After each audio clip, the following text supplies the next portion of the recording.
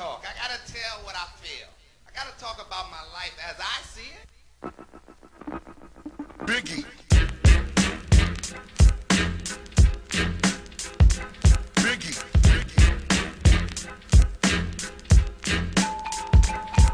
What's up, guys? Coach Howes here with our guest speaker for Fridays. I know you all anticipate this a lot throughout the week, and I try to hype it up. This man sitting next to me right here is a great dude. He's a Hillgrove alum. He is an Atlantic Public School educator. He's getting his master's degree at Georgia State. And today we're going to talk to you all about a bunch of stuff. We're going to talk to you all about setting goals, how to maintain confidence, how to appreciate people of influence in your life, and kind of the process that you go through throughout your life. So without further ado, if you want to say some background information, you can go ahead. How y'all doing today? I'm Isaac Taylor. Like you said, I'm a Hillgrove alum.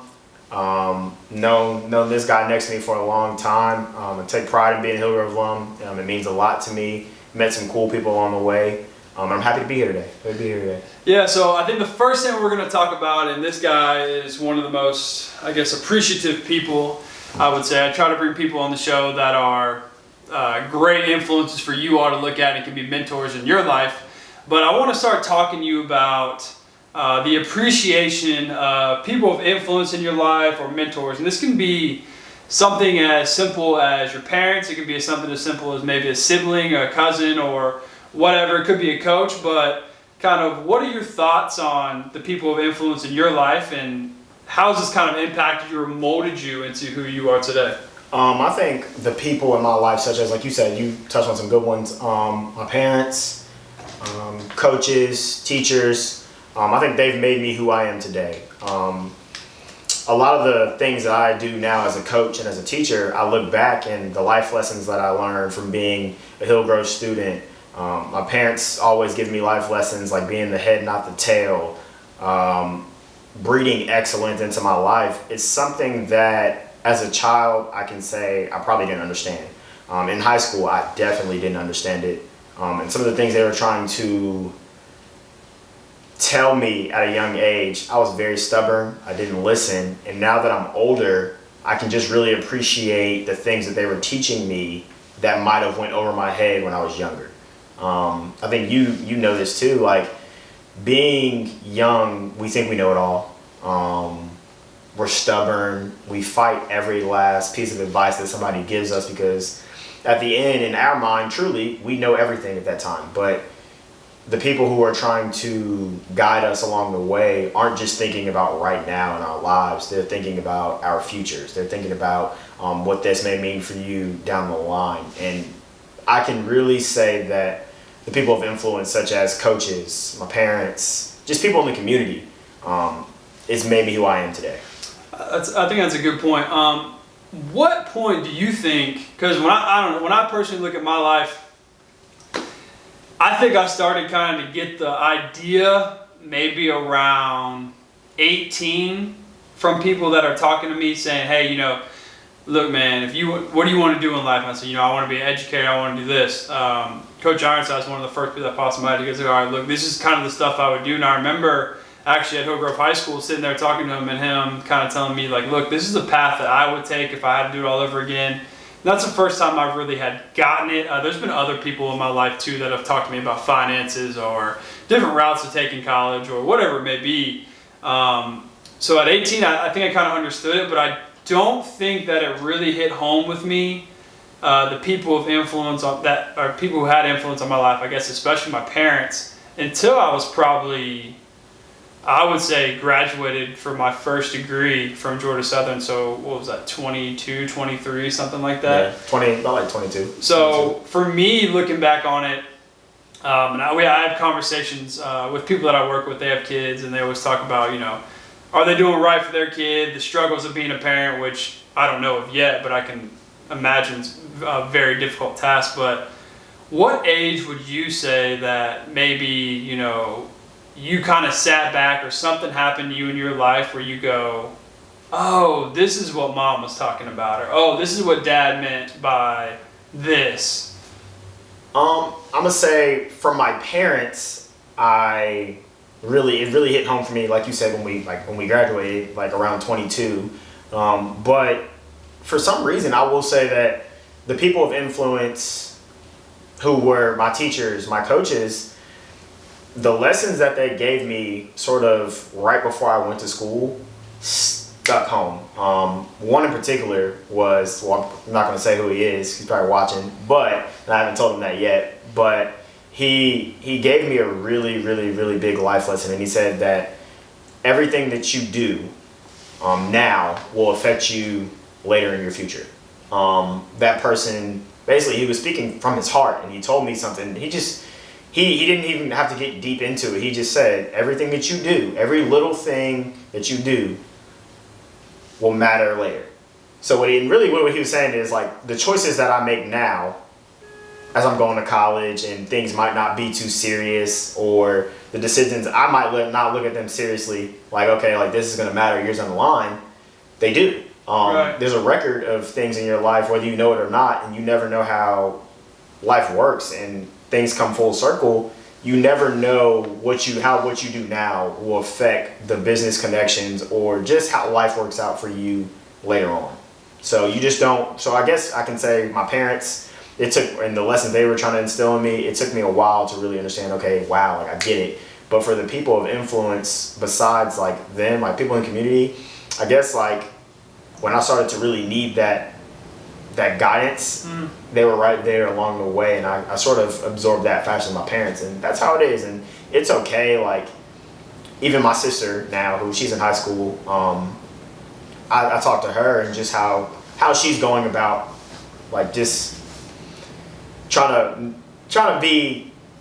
She's young, she's growing up, and life can be very different, and especially with your parents, and she's not hearing it as well, just as I did. And luckily for her, like she has me there to say, hey, like I know you're young, I know you don't want to hear it, and I know you think whatever they're telling you is, But it's important. it's important. Like, Right. like hey, like you're not gonna get it now. Like you're not gonna get it now, but later on, It's when you kind go of to college- frustrating too. Yeah, Because of people, course. I mean, I guess we're still at the age where, 26, 25, 26, and it's like, you have people in your life that are saying, hey man, like I'm telling you, when you're 30, it's going to be like this. And Yeah. it's kind of hard to be like, all right, man, like, sure, it's kind of the old head talking to you at Yeah. the court or whatever.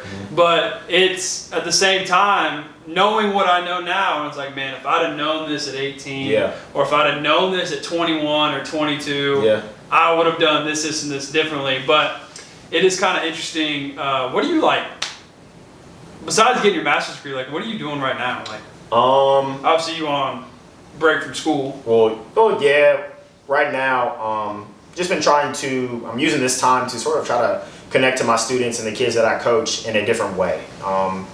Trying to dig deeper and get more out of them and get them to truly understand what this time can really mean. A lot of my students, from the ones I teach, who are in elementary school, and the ones that I coach that are in high school, like a lot of them ask me about like confidence, and how they can sort of gain confidence in certain areas in their lives where they see fit that they might need a little bit more boost. Right.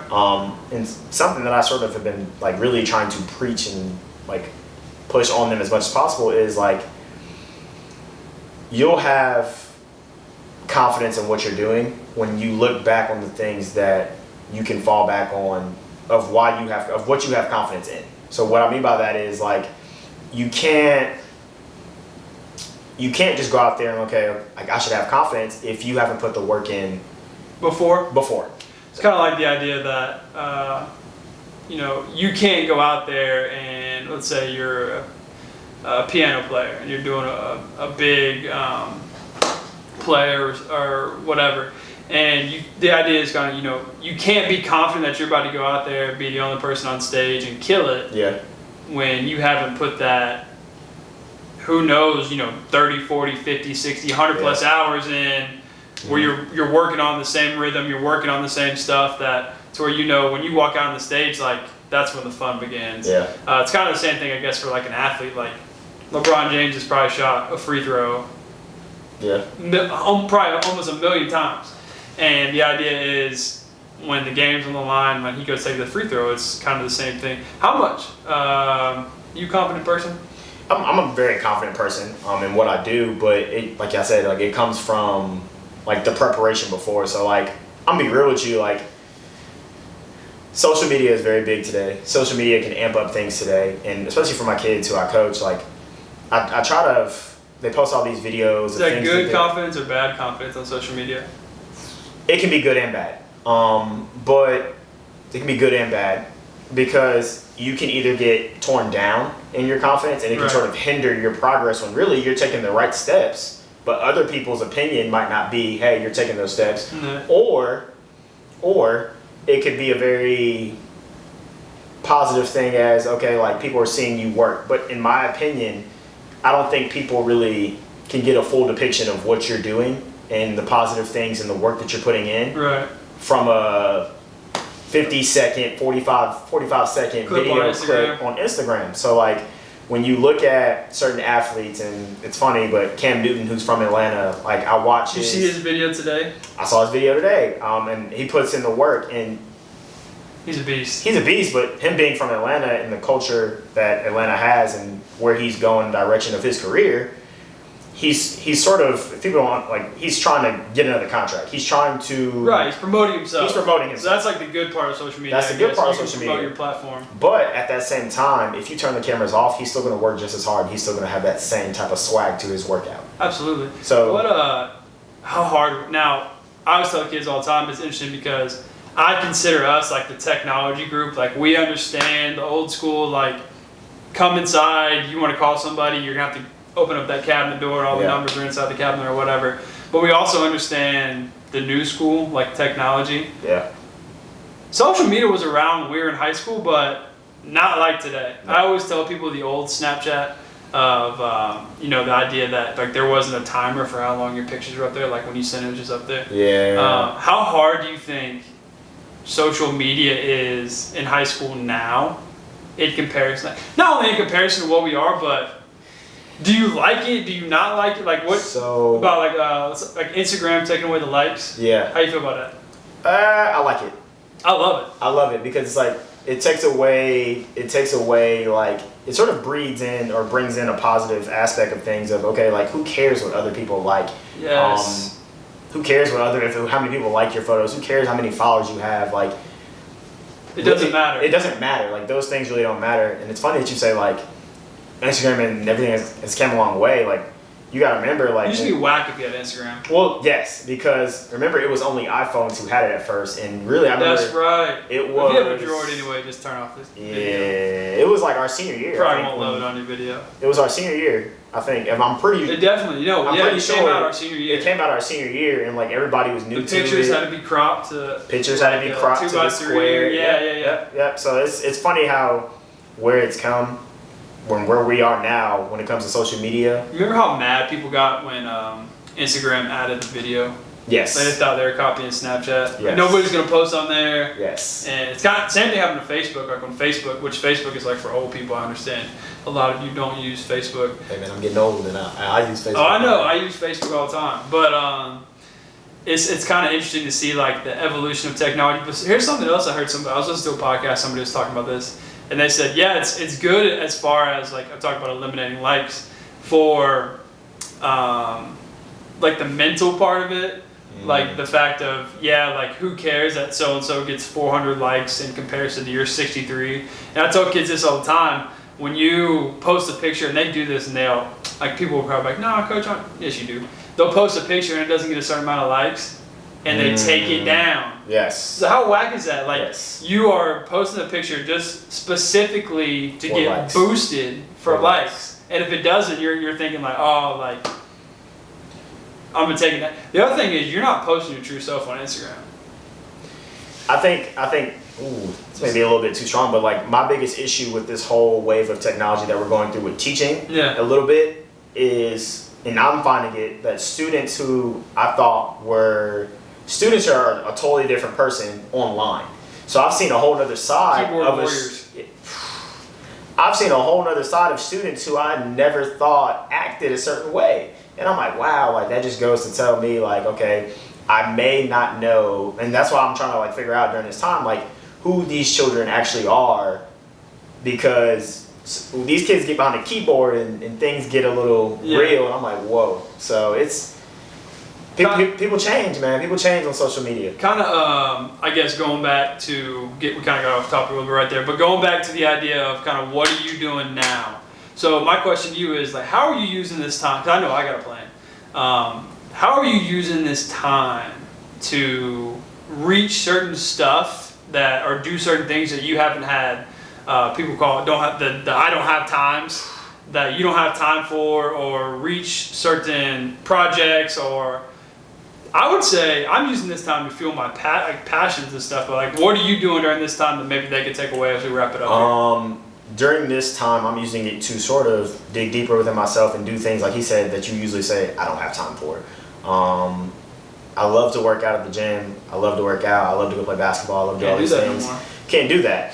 Something I hate doing, I hate doing is running. Yeah. I hate running, but this is the time to run. This is running the time sucks. to dig My deep. knees hurt. Exactly. So I'm doing that, but I'm also looking into editing. One of my close friends and one of our close friends, Jordan Marshall, who's also a Hillgrove alum, he is very, very big into photography. He's very, very big into Go follow him at Jordan graphics. Marshall Photos, right? At Jordan Marshall it's Photos. It's a good time. Most people at Hillgrove who are there now still know him and still keep in touch with him, but he actually sent me a few videos of how I can get better at editing yesterday, so I'm going to dig deep in that. People always say learn a new language. You don't have to start something new. You can just actually perfect, in my opinion, like during this time, try to perfect something that you might not give a lot of effort in. So like for some people that may be like, okay, like reading, playing the piano. If you want to learn a new language, or say you know Spanish, but you're not fluent. Like I took. Spanish in college is hard. Well, I didn't take Spanish in college, but like I took 3 years of Spanish when I was at Hillgrove with Senora Radford. I don't know if she's still there. Yeah, she is. I took 3 years of Spanish with Senora Radford, and I know a little bit. It's gone though. But I will say she did tell me if you do not use this fluently, you're gonna lose it. You're gonna lose it. So it's like math. You ever try to do algebra? Yes, recently I've been trying to help kids do algebra, and it's tough. It's tough, but the like it'll come back. No, yeah, it comes back, but it's like it's one of those things.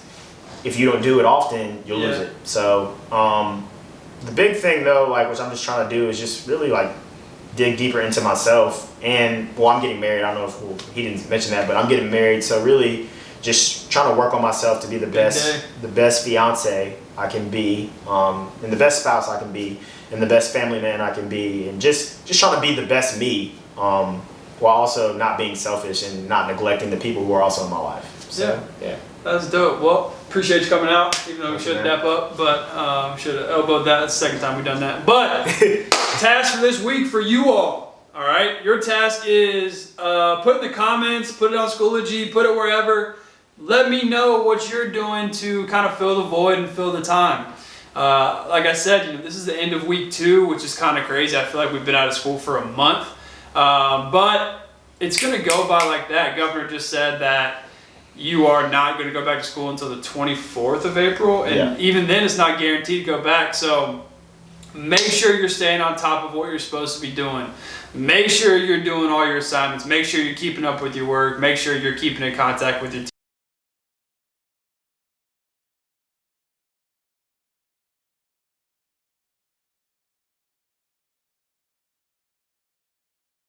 teachers, and most importantly, make sure you're washing your hands, because I feel like some of y'all struggle with that anyways. But wash your hands, social distancing, keep your gatherings small. I hope you all are staying safe. I hope you all are doing what you're supposed to be doing. I hope you all enjoyed this video, and until next time.